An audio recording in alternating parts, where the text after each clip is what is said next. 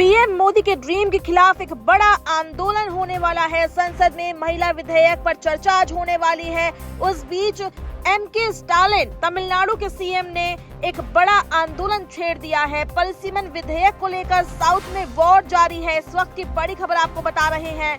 देश की राजनीति एक बार फिर बड़े टकराव की ओर बढ़ती हुई दिखाई दे रही है। केंद्र सरकार संसद के विशेष सत्र में ऐसे विधेयक लाने जा रही है जो एक तरफ महिलाओं को बड़ी हिस्सेदारी देने का दावा करते हैं, तो दूसरी तरफ दक्षिण भारत के कई राज्यों में गहरी चिंता और विरोध को जन्म दे चुके हैं। दरअसल सरकार नारी शक्ति वंदन अधिनियम को 2029 के लोकसभा चुनाव से लागू करने की तैयारी में है और इसी के साथ लोकसभा सीटों की संख्या में बड़े विस्तार का प्रस्ताव भी सामने रखा जाएगा।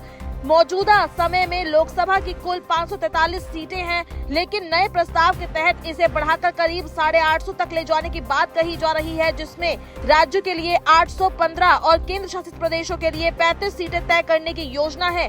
सरकार का तर्क साफ है कि सीटें बढ़ने से महिलाओं को 33% आरक्षण लागू करना आसान होगा और किसी भी राज्य की मौजूदा सीटों में कटौती नहीं करनी पड़ेगी। लेकिन यहीं से शुरू होती है विवाद, क्योंकि परिसीमन यानी सीटों के नए बंटवारे को लेकर दक्षिण भारत के राज्यों को ये डर सता रहा है कि जनसंख्या के आधार पर होने वाला ये बदलाव उनके राजनीतिक प्रतिनिधित्व को कमजोर कर सकता है। आपको बता दें कि 16, 17 और 18 अप्रैल को ये विशेष संसद सत्र बुलाया गया है, जिसमें 3 विधेयक पेश किए जाएंगे। इस वक्त की बड़ी खबर आपको बता रहे हैं। ये 3 विधेयक है: संविधान बिल 131वां संशोधन, परिसीमन विधेयक संशोधन और केंद्र शासित प्रदेश कानून संशोधन बिल 2026।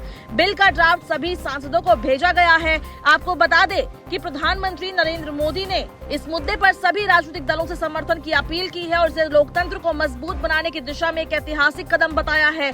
अपने संदेश में उन्होंने कहा कि देश को विकसित राष्ट्र बनाने के लिए महिलाओं की भागीदारी बढ़ाना बेहद जरूरी है और ये विधेयक उसी दिशा में एक बड़ा कदम है। हालांकि केंद्र सरकार इसे महिला सशक्तिकरण का बड़ा अभियान बता रही है, वहीं विपक्ष और खासकर दक्षिण भारत के नेता इसे राजनीतिक संतुलन बिगाड़ने की कोशिश मान रहे हैं। तमिलनाडु के मुख्यमंत्री एमके स्टालिन ने इस प्रस्ताव के खिलाफ खुलकर मोर्चा खोल दिया है और इसे दक्षिणी राज्यों के साथ ऐतिहासिक अन्याय करार दिया है। उन्होंने राज्य भर में विरोध प्रदर्शन का ऐलान किया और लोगों से काले झंडे दिखाकर विरोध जताने की अपील की। उनका कहना है कि जो राज्य जनसंख्या नियंत्रण में सफल रहे हैं उन्हें अब इसी वजह से सजा दी जा रही है, क्योंकि परिसीमन के बाद उनकी सीटें अपेक्षाकृत कम प्रभावशाली हो सकती है। उन्होंने ये भी आरोप लगाया कि केंद्र सरकार बिना पर्याप्त संवाद के इतना बड़ा फैसला लागू करने जा रही है, जिसका असर आने वाले कई दशकों तक देश की राजनीति पर पड़ेगा।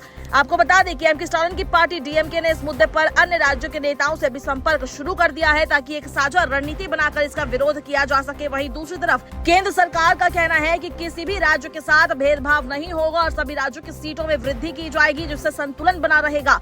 सरकार का यह भी दावा है कि अनुसूचित जाति और जनजाति के लिए आरक्षित सीटों में भी महिलाओं को हिस्सेदारी दी जाएगी, जिससे सामाजिक प्रतिनिधित्व और मजबूत होगा। राजनीतिक जानकारों का मानना है कि ये मुद्दा आने वाले समय में बड़ा चुनावी मुद्दा बन सकता है, क्योंकि इसमें सिर्फ महिला आरक्षण ही नहीं बल्कि राज्यों के बीच शक्ति संतुलन का सवाल भी जुड़ा हुआ है। संसद में इन विधेयक को पारित कराने के लिए 2/3 बहुमत की जरूरत होगी और यही वजह है कि सरकार विपक्ष को साथ लाने की कोशिश कर रही है। ये भी माना जा रहा है कि पीएम मोदी खुद इस पर चर्चा में हिस्सा लेंगे और सरकार की मंशा स्पष्ट करेंगे, जबकि गृह मंत्री अमित शाह बहस का जवाब देकर विपक्ष की चिंताओं को दूर करने की कोशिश करेंगे। लेकिन विपक्ष की मौजूदा स्थिति को देखते हुए ये साफ है कि संसद के अंदर और बाहर दोनों जगह इस मुद्दे पर जोरदार टकराव देखने को मिल सकता है।